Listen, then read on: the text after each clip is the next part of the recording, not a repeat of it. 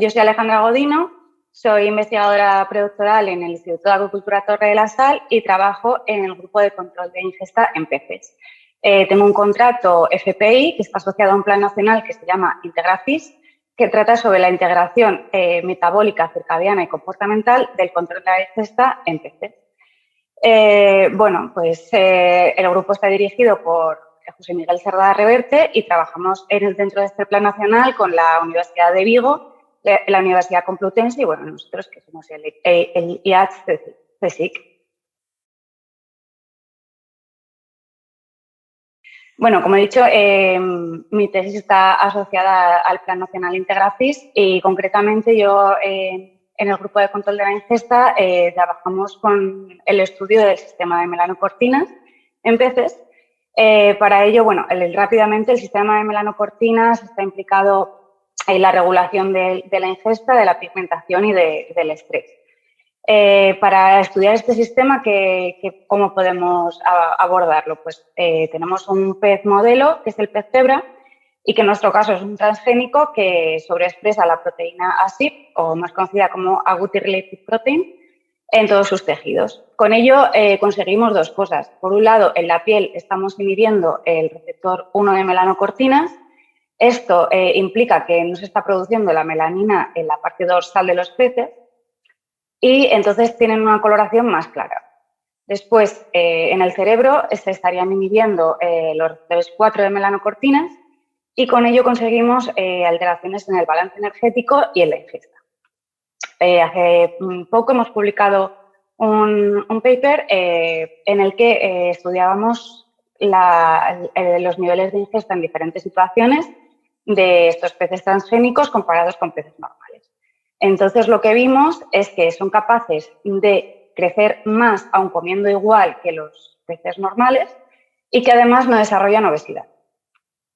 También, como he dicho, estoy más centrada en el estudio del comportamiento de estos peces y a través de diferentes test hemos visto, aunque esto todavía no está publicado, que tienen un patrón muy ansioso de comportamiento, o sea, que tienen unos niveles de estrés bastante más altos que los peces normales, pero que además no son agresivos. Con lo cual, bueno, esto es interesante desde el punto de vista también de la acuicultura, ya lo comentaremos un poquito más adelante.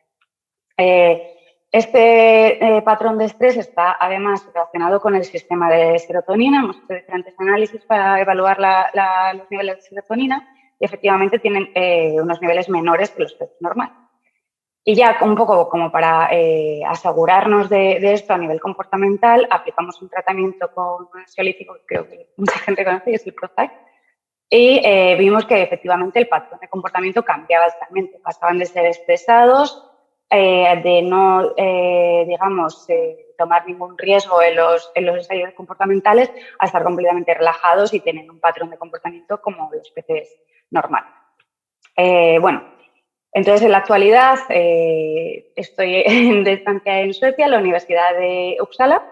Aquí estoy estudiando la relación entre la obesidad, el aprendizaje y la memoria.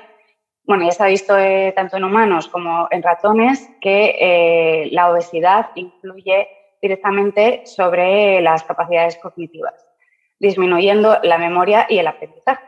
Esto es algo que en peces no está muy estudiado y que a mí me interesa bastante porque, bueno, digamos que el transgénico, así como he dicho, no desarrolla obesidad, pero claro, ¿qué pasaría ante un pez que sí lo desarrollase? Entonces, nuestro enfoque es más bien provocar la obesidad por sobrealimentación y luego pues enseñar a los peces a hacer tareas muy simples y ver si los obesos pues efectivamente tienen más dificultad en aprender esas tareas. Después lo que haremos será un poco también el enfoque con el uso de ansiolíticos para ver si podemos pues, revertir esto por el uso de ansiolíticos, porque de hecho se ha visto también que los obesos tienen mayor estrés y menores niveles de serotonina. Entonces, utilizando estos ansiolíticos podríamos elevar esos niveles de serotonina y que fuesen un poquito más felices, por así decirlo. Y luego también queremos abordar este patrón de estrés a través de la dieta, porque se ha visto que mediante el uso de diferentes probióticos se pueden incrementar los niveles de triptófano, que está directamente relacionado con el sustrato de la ruta de la serotonina. De hecho, habréis visto muchos anuncios sobre ansiolíticos, de triptófano y tal, pues bueno, es un poco este enfoque, pero de una manera a través de probióticos en la dieta. Y bueno, y a ver qué resultados tenemos. Aparte del Proyecto Nacional IntegraFIS, tenemos otros proyectos y, en concreto, aparte del modelo de ZebraFIS, también trabajamos con Dorada. Con Dorada tenemos una colaboración con una empresa que se llama Lucta, que se dedica a estudiar el efecto de diferentes aditivos en la dieta. Y, además, tenemos un sistema de autodemanda de alimento para las doradas, que les enseñamos que, tirando de una bolita que está asociada con un hilo y con el comedero, son capaces de comer a voluntad, lo cual es muy interesante porque, claro, nosotros alimentamos a los peces a unas horas que, bueno, por comodidad también, por disponibilidad de los técnicos y tal, pues por la mañana, por la tarde, pero claro, el poder ellos alimentarse cuando realmente tienen hambre es una ventaja para muchos estudios científicos de, por ejemplo, patrones de alimentación durante el día y estas cosas. Entonces, bueno, este sistema la verdad que nos ha sido muy útil en diferentes ocasiones. Y ahora mismo creo que están haciendo algo relacionado como cómo pueden influir estos aditivos en la dieta después de una situación de estrés, como pueda ser un muestreo, que luego se sabe que no comen incluso durante varios días. Por otro lado, también en Dorada estamos haciendo diferentes estudios farmacológicos para analizar los receptores gustativos en diferentes etapas del desarrollo. Y también, bueno, hay otro proyecto en el que, para no explayarme mucho, digamos que el cerebro necesita tener información de los órganos periféricos para ver cómo está el balance energético, o sea, las reservas de grasa, por así decir, y tal. Entonces, queremos estudiar un poco esto. Se ha visto que hay una sustancia que se llama asplosina, que proviene de los adipocitos, o sea, de las células que almacenan grasa en el organismo, y que está informando al cerebro de esos depósitos. Entonces, bueno, pues saber si esto es así también en peces, y en ello estamos. Según el informe de la FAO de 2020, se han producido ya 180 millones de toneladas de pescado, entendido como peces tanto marinos como continentales, moluscos y crustáceos. Entonces, no todo, la mayoría de esta cantidad se destina al consumo humano, aunque una pequeña parte que se destina a otras industrias, pero si nos centramos en la parte que se destina al consumo humano, el 50% proviene de la acuicultura. Entonces, claro, estamos en un momento muy importante para avanzar hacia un desarrollo sostenible de la acuicultura, porque date cuenta que somos 7.000 millones de personas en el planeta. Es imposible que todos tengamos acceso a proteína de origen animal de lo que el planeta puede ofrecernos. Necesitamos poder producir esa proteína sin dañar los ecosistemas naturales. Entonces, en ese sentido, la acuicultura evita la explotación de especies salvajes, y también hay que tener en cuenta de que, comparado con los animales terrestres, los peces convierten en alimento mucho mejor. O sea, es decir, que con la misma cantidad de alimento puedes producir una cantidad de proteína mayor que con un animal terrestre. Aparte de esto, también la acuicultura puede ser a gran escala, industrial, las salmoneras y tal, que también están avanzando bastante en unas prácticas sostenibles, porque además los peces son animales muy sensibles, o sea, no puedes tenerlos en unas situaciones, digamos, ambientales perjudiciales porque mueren, básicamente. Entonces, en ese sentido, la acuicultura necesita que sea un sistema sostenible. Luego, aparte, hay otras prácticas como pueden ser la acuaponía, que se trata de aprovechar los desechos de los peces para el cultivo de plantas, con lo cual ahí tiene un sistema muy sostenible. Es verdad que cuesta un poco llevarlo a escala comercial, y sobre todo porque también está la industria agrícola, pues que tiene una gran presión sobre el mercado y tal, pero se han hecho avances bastante importantes y bueno, hay un camino bastante interesante ahí abierto. Luego, en cuanto al cultivo marino, También hay los cultivos multitróficos, que es un poco esta idea de aprovechar los desechos de los peces para alimentar otras especies inferiores y de esa manera tener un sistema mucho más sostenible. Y luego, por último, tendríamos los sistemas de recirculación, que aquí, por ejemplo, me parece muy interesante porque hay mucha gente que está preocupada por el tema de que es verdad que cada vez hay más parásitos en los peces salvajes, bueno, y enfermedades que es inevitable porque así el mundo que estamos creando nos lleva un poco a que cada vez aparezcan más este tipo de organismos. Entonces, claro, estos sistemas aprovechan el agua para cultivar a los peces en un sistema que no necesita un aporte de agua continuo. Y además este agua es desinfectado continuamente. Con lo cual, estos peces son un consumo muy seguro porque no tendrían parásitos, no tendrían virus y además no estás contaminando el medio ambiente alrededor de la piscifactoría. Entonces, bueno, creo que no sé si ha quedado un poco difuso, muchas cosas quizás que asimilar, pero bueno, me gustaría que también la gente viese que hay muchas alternativas, que obviamente la pesca seguirá estando ahí, hay mucha gente que depende de la pesca y para sobrevivir y bueno, claro que tenemos que mantener ese pensamiento de que tiene que estar ahí, pero cuanto más evolucionemos hacia un sistema en el que podamos cultivar nuestro propio alimento sin dañar las poblaciones naturales, pues haremos un planeta más sostenible.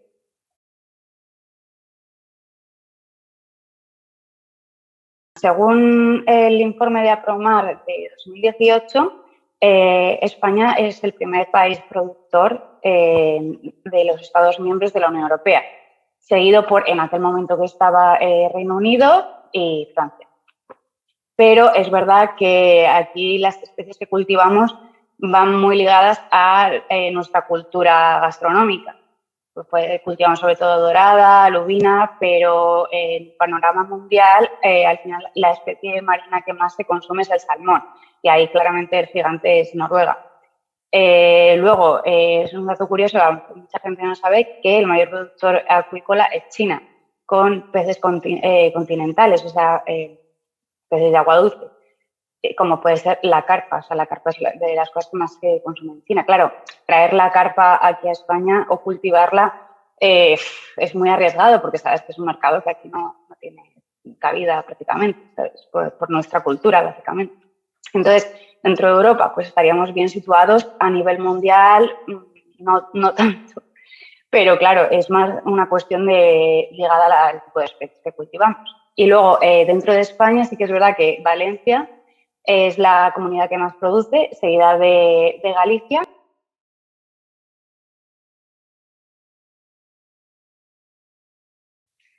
Bueno, creo que la divulgación es un papel fundamental en nuestro trabajo porque tenemos el deber de crear una cultura científica en la sociedad.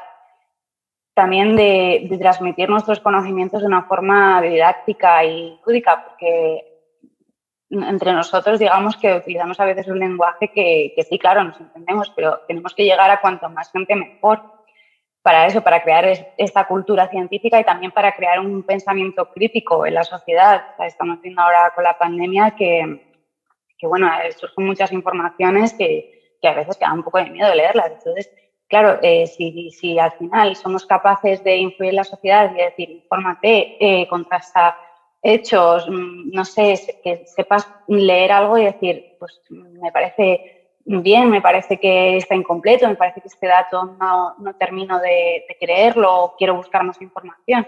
Y sobre todo eso, que cuando transmites algo de forma divertida, un poco en el vídeo yo es lo que trataba de hacer un poco parodia, pues creo que al final de un tema que a priori, como son los peces, tampoco a la mayoría de la gente le resulta apasionante, pero ya dicen, bueno, pues mira, esta mujer que sale aquí haciendo un poco una cosa divertida, pues que por lo menos se queden con algo, que digas, ah, pues mira, qué interesante, ¿sabes?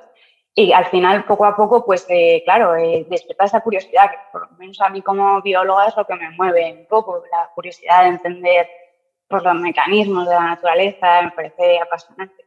Luego también no hay que olvidar de que es necesario crear un diálogo, un feedback con la sociedad, porque al final también es la sociedad quien financia las investigaciones científicas. Entonces, tenemos que poner en valor el papel de la ciencia y que la ciencia es un pilar imprescindible para conseguir una sociedad pues, más igualitaria, más inclusiva y más sostenible.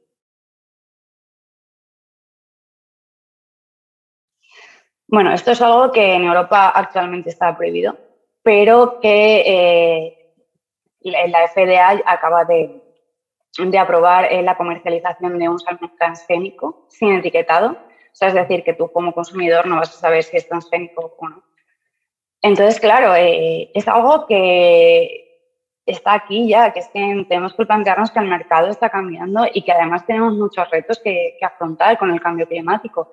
La biotecnología está, creo, en pro de la sostenibilidad y para ayudarnos. Y, por ejemplo, con el pez que estamos trabajando ahora, el transgénico SIP, si se llegara a comercializar, tendríamos un pez que comería igual y crecería más. O sea, haría falta invertir menos alimento para tener un pez de tamaño comercial. Con lo cual, eso serían unas ventajas tanto para el sector, también para hacer una industria sostenible, brutales. Y luego también que no son agresivos, con lo cual tampoco en el caso de que se escapes no desplazarían a las poblaciones salvajes. Claro que hace falta muchos estudios y, por supuesto, que la legislación tiene que garantizar tanto la seguridad sanitaria como la preservación del medio ambiente. Pero es algo que, desde luego, tendríamos que abordar desde Europa, porque, bueno, también informar a la gente de que, además, hay muchos tipos de animales y de plantas modificadas genéticamente y se pueden hacer muchos tipos de cosas.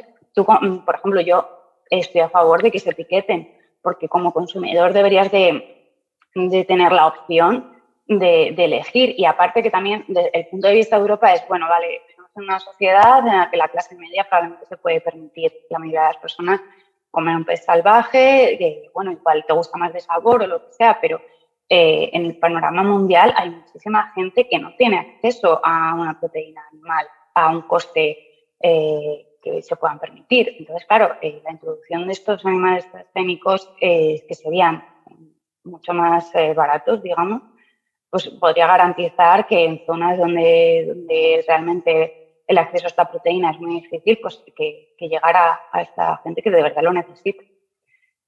Y bueno, desde luego es algo que es un debate con muchas aristas, pero creo que vale la pena intentar que Europa siga un poco abriendo la mano en este sentido. Y en futuro inmediato volver a España y terminar mi tesis, claramente. Y una vez que termine la tesis y saco el doctorado y tal, pues, si te soy sincera, me gustaría quedarme en España y continuar mi carrera científica en España. Lo que pasa es que es verdad que es muy difícil porque hay muy pocas oportunidades para conseguir un contrato postdoc, aparte de que yo soy consciente de que en España no hay muchos grupos que trabajen en comportamiento en peces, entonces, bueno, es otra dificultad. Y luego que no hay que olvidar que, claro, si tienes la opción a veces de tener un contrato fuera con mejores condiciones, pues también te tienes que plantear qué clase de estilo de vida quieres. ¿Quieres una vida que te puedas tener una calidad personal de poder realizar las cosas que quieres? Pues también es otro debate un poco interno. Y luego también estaría la opción de la empresa, de trabajar en empresas de acuicultura o en departamentos de I+D, pero claro, también es bastante difícil porque primero yo entiendo que los contratos de doctorado son contratos caros y luego que muchas veces no se ve que tengamos experiencia, porque como los contratos predoctorales se entiende que son por formación, pues claro, y yo no estoy de acuerdo en eso. O sea, al final tenemos 4 años, incluso en algunos casos más, si has trabajado antes, 4 años de experiencia, que claro, que estás aprendiendo como en cualquier trabajo cuando eres joven, pero creo que es una experiencia muy valiosa y que además te enseña muchas cosas y que también hay que ponerlo en valor.